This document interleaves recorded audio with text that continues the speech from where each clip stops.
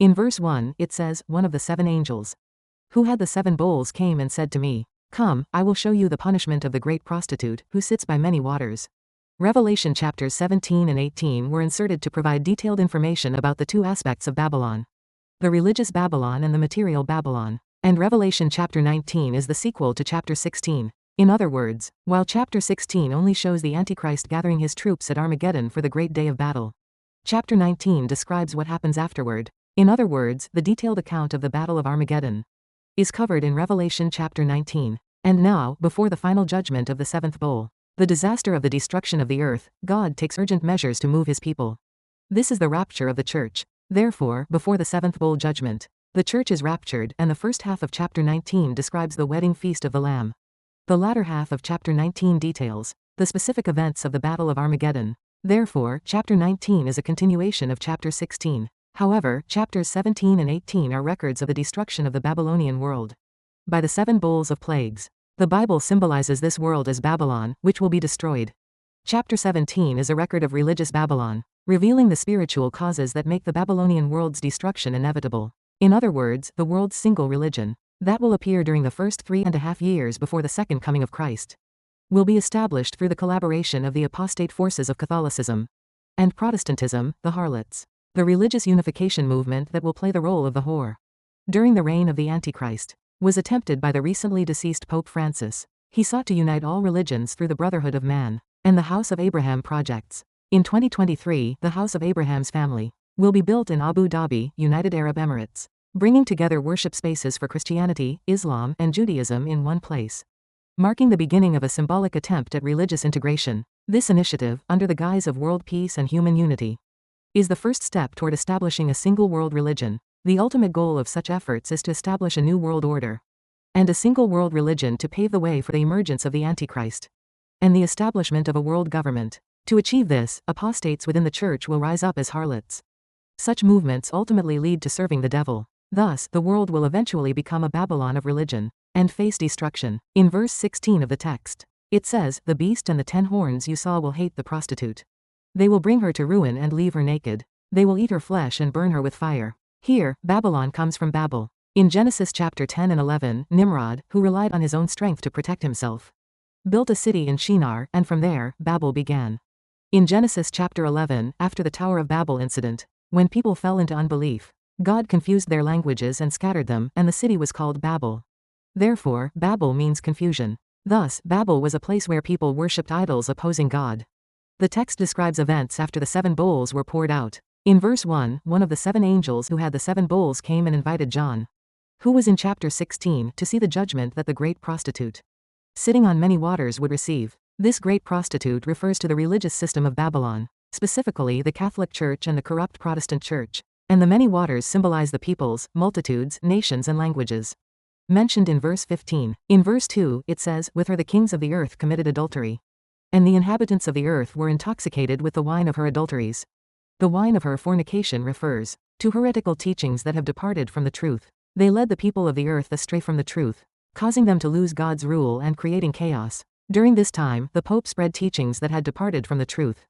Jesus said in John chapter 14:6, Jesus answered, "I am the way and the truth and the life. No one comes to the Father except through me." However, the Pope, who should be a disciple of Jesus, declared apostasy. He said, all religions can reach God except Jesus. Jesus is not the only way to salvation. And in Leviticus chapter 20:13, it is written, "If a man has sexual relations with a man as one does with a woman, both of them have done what is detestable. They are to be put to death, their blood will be on their own heads." Yet the Pope declared, same-sex marriage is blessed by God. As a result, even Protestant churches are now filled with homosexual pastors and denominations that advocate homosexuality. Now, the Catholic Church has joined hands with the corrupt Protestant Church and joined the ranks of the great whore. Believers must discern who the whore is in this age. This is the age when the great whore is at work. Therefore, it is safe to say that the great harlot, who will actively help the Antichrist at the end of the age, is now ready. First, it reveals the secret of the apostate harlot, who will appear in the church during the 7 years of tribulation at the end of the age. It tells us what will happen to God's church when the Antichrist appears and the end of the age comes. The church at the end of the age will manifest 2 forms. One is described in Revelation chapter 12 as the woman clothed with the sun. This is the true church, with the moon under her feet and a crown of 12 stars on her head. The other is the church mentioned in today's text, verse 1, the great prostitute, who sits by many waters. This church is described in verse 2, as were intoxicated with the wine of her adulteries. Therefore, this church refers to the apostate church, and this church is described in verse 4, as was dressed in purple and scarlet, and in verse 3 as sitting on a scarlet beast. This fallen church is referred to as the great harlot. The great harlot refers to the massive apostate force that spreads the corrupted gospel, derived from within the church. Even today, there are harlots who have strayed from the truth. These are the ones who oppose the true truth. Though these forces are still small, they will become the great harlot at the end of human history, forming a heretical force that opposes the truth. 2 Thessalonians chapter 2:3 states, "Don't let anyone deceive you in any way, for that day will not come until the rebellion occurs, and the man of lawlessness is revealed, the man doomed to destruction." At the end of humanity, this apostate force will grow greatly and become the great harlot. Thus, this force will establish itself as a massive global organization. This apostate great harlot force deceives the church, leading the foolish to accept the Antichrist as the Messiah and serve him as the Antichrist. As part of this, people will be forced to receive the mark of the beast, 666, which is the mark of the Antichrist. The appearance of the harlot is briefly described in Revelation chapter 8 and 12. Revelation chapter 12:4 states, "Its tail swept a third of the stars out of the sky." Here, the tail of the red dragon symbolizes Satan's cunning and deceit, and the act of sweeping away a third of the stars in heaven and throwing them to the earth signifies that Satan deceives the fallen servants of God, leading to the emergence of the apostate forces on earth. Additionally, this harlot is connected to the third and fourth trumpets in Revelation chapter 8, 10, 12. When the third trumpet sounds, an evil ideology called wormwood is sent into the world, causing bitter water to fall into rivers and springs, killing those who drink it. This shows how false servants of the truth, who oppose the truth with evil thoughts, kill spiritual life on this earth. These are the ones who were thrown down to the earth by Satan, corresponding to 1/3 of the stars of heaven. They are those who engage in the same activities as the woman Jezebel, who calls herself a prophetess, who appeared in the church of Thyatira. Regarding the scale of this great harlot, verse 1 states, "The great prostitute, who sits by many waters." The phrase many waters refers to the entire world. At this time, this great harlot organization will represent all churches. Their power is unstoppable. Their strong organizational power is maintained by Satan, so no regime or authority can ignore them. In the end times, the kings, rulers, and politicians of every nation will be unable to do anything without compromising or collaborating with this great harlot power. Therefore, verse 2 states, "With her the kings of the earth committed adultery, and the inhabitants of the earth were intoxicated with the wine of her adulteries." Today, the influence of Catholicism on politics is immense. No king or politician can ignore it. If Protestant and Catholic organizations join hands, their influence on the world and politics will grow tremendously. Such a powerful force, backed by the Antichrist, will emerge. Today, the Catholic Church that upholds the truth is a minority, and the Protestant Church that upholds the truth is also dwindling. If the Catholic Church and Protestantism, which have strayed from the truth, unite, their influence will be megaton level. The passage in verse 4 vividly describes the intertwining of religion and politics. The woman was dressed in purple and scarlet, and was glittering with gold, precious stones and pearls. She held a golden cup in her hand, filled with abominable things and the filth of her adulteries. It refers to the corrupt influence that religion exerts on the world and politics. In the past, during the time of Jesus, the high priests, Sadducees, and Pharisees were like that.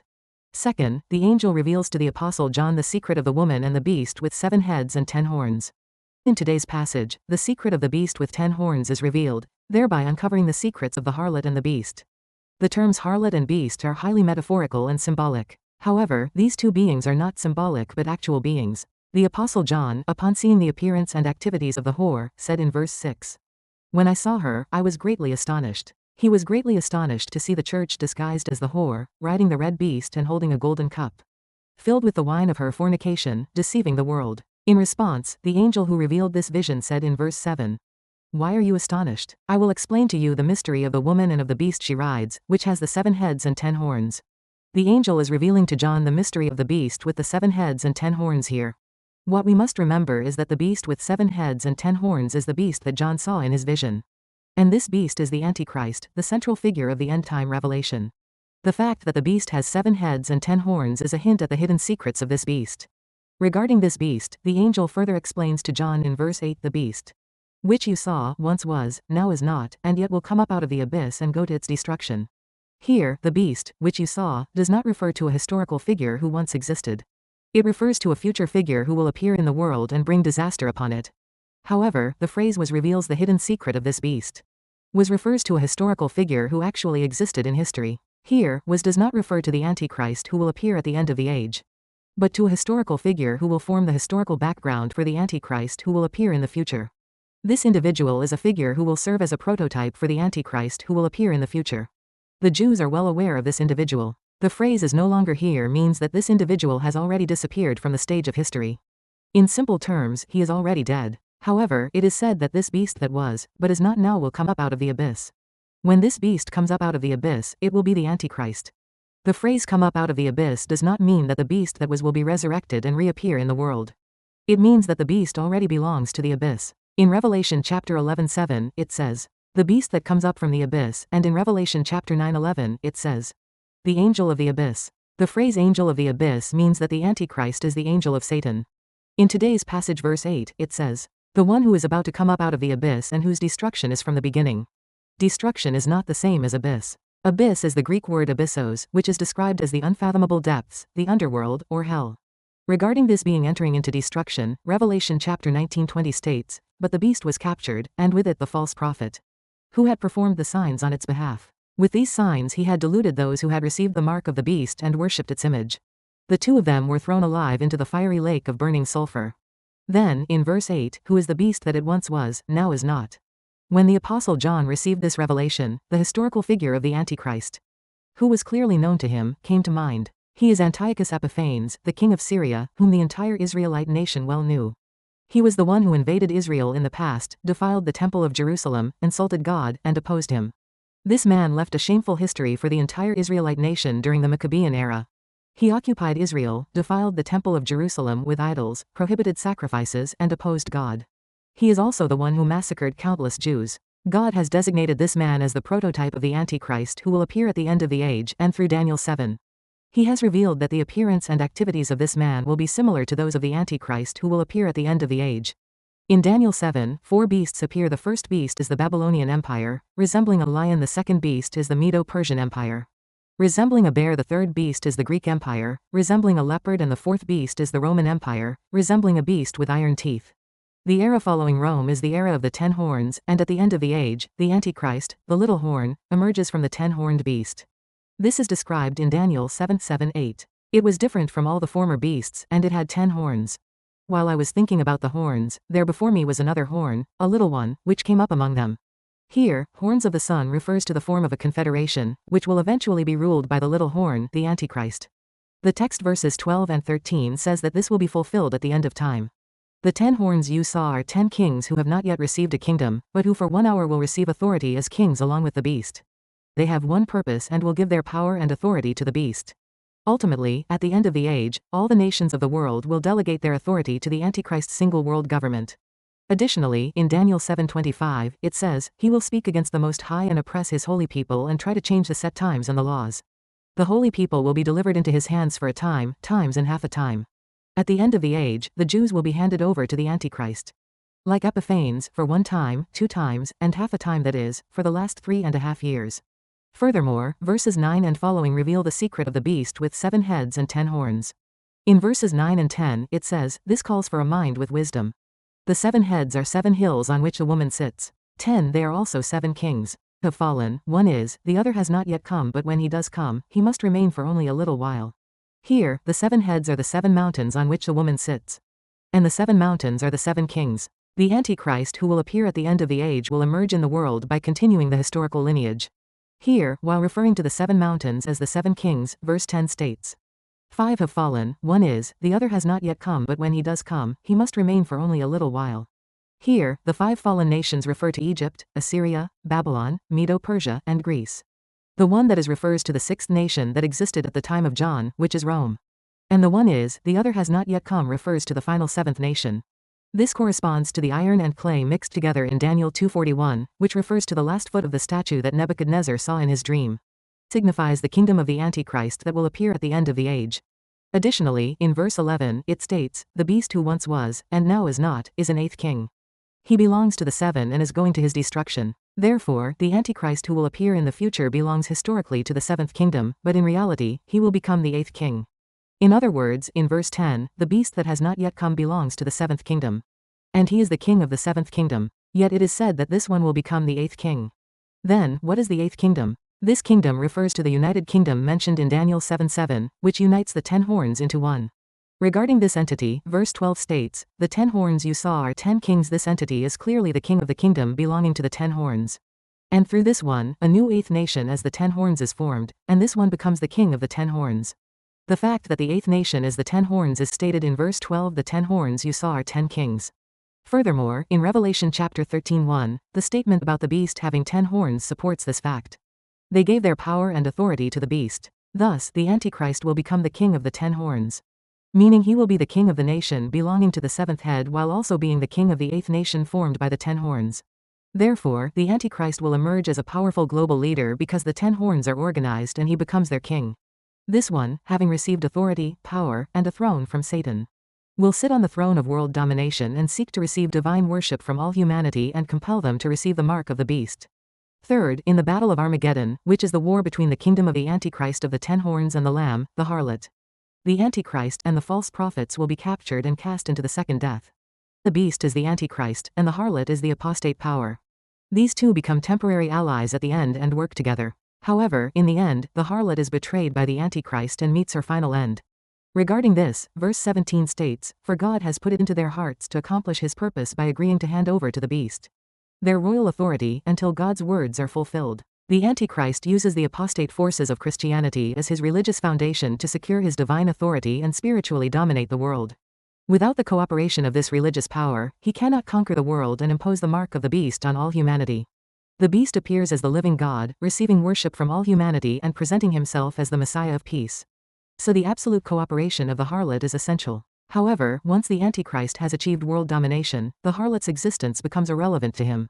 Therefore, the harlot, who constantly asserts her own claims and demands her share of the cooperation she has given to the beast, appears to the Antichrist as a thorn in his side. And in verse 15, it says, "The waters you saw, where the prostitute sits, are peoples, multitudes, nations and languages." That is, those who have joined the harlot's apostasy are the peoples, multitudes, nations, and languages. The scale is global. The only one capable of resisting this massive harlot force is the beast. The harlot has already intoxicated the world with the wine of her immorality. Therefore, the harlot, relying on her own power, sometimes did not submit to the beast. This is why the harlot came to be hated by the 10 horns and the Antichrist. Ultimately, the Antichrist merely used the harlot, he was not her companion. The beast is not one who respects the harlot's opinions or follows her advice. The beast decided to eliminate her because her power had grown so much that it threatened to encroach on his own domain. Ultimately, the conflict between the beast and the harlot is inevitable, and the beast joins the 10 horns in an operation to eliminate the harlot. Therefore, in verse 16, it is written, "The beast and the 10 horns you saw will hate the prostitute. They will bring her to ruin and leave her naked, they will eat her flesh and burn her with fire." In verse 14, it says, "They will wage war against the Lamb, and the Lamb, who is the King of Kings, overcame them." Here, the they who fight against the Lamb are the 10 horns and the beast. This is the battle between Jesus and the Antichrist. And this battle is the final war of humanity, the Battle of Armageddon. This Battle of Armageddon is the final plague of the third bowl, the plague of the bowls. However, there is another war where the world superpowers unite to fight, which is the Euphrates War of the second bowl. In that war, 1/3 of humanity will die. At this point, a nuclear war is highly likely. The Euphrates War occurs at the midpoint of the 7-year tribulation. However, the Battle of Armageddon occurs at the final point of the last 3.5 years. Revelation chapter 17 provides a detailed revelation about the secrets of the beast and the harlot, revealing their true identities and activities. The harlot's forces are already slowly raising their heads in the world. Under the guise of world peace, a massive global harlot organization is emerging, with Catholicism and Protestantism as its core and including Islam and Judaism. This harlot's power will join hands with the beast when it appears and walk the path of apostasy. This power will encompass not only Christianity but all religious forces deceived by the Antichrist, making it a truly global organization capable of deceiving all humanity. However, the harlot will pay the full price for betraying the truth and opposing God. This will be fulfilled when she is slaughtered in the most brutal and horrific manner by the beast she has served as a bride. Therefore, God is sounding the alarm for us. As it is written in Revelation 8:4, the smoke of the incense, together with the prayers of God's people, went up before God from the angel's hand. I pray in the name of the Lord that you will protect yourselves from the coming deception and stand firm in the true faith.